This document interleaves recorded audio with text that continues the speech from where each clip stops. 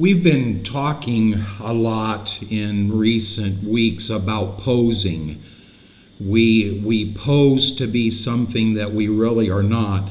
And I had an experience just a few minutes ago, just before I did this video. I had an experience. I was sitting up at the restaurant where I do the breakfast and the ministry up there, and a guy came in and sat down, and he was just talking to this other guy, like he knew him forever. And I could just tell by the way the other guy was acting that he really didn't have any idea who he was talking to. I don't know if you've ever experienced that or not. Back years ago, I would go places and someone would come up to me and just start talking to me and calling me by name and everything.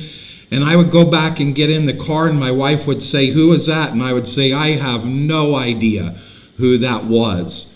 And so sometimes we try to be nice by acting like we know something that we don't.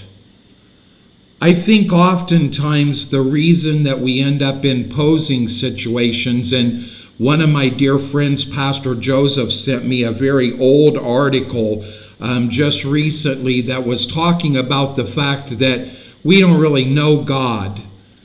We know what we've read about him. We know what we've heard about him, but we don't really know God. And that causes us to be in those situations where a lot of times we are acting out the part, instead of really knowing what the part really is, because we don't really know God. And that happens in the situation. I used to have a bad habit in the ministry, and when I was preaching, I would say something, and then I would say, "You already know that." And again, it was my wife that challenged me on that and said, "No, we don't know that. You know that. We don't know that. Quit assuming that we know all of the things that you know. You're the preacher. We're not. That's truth."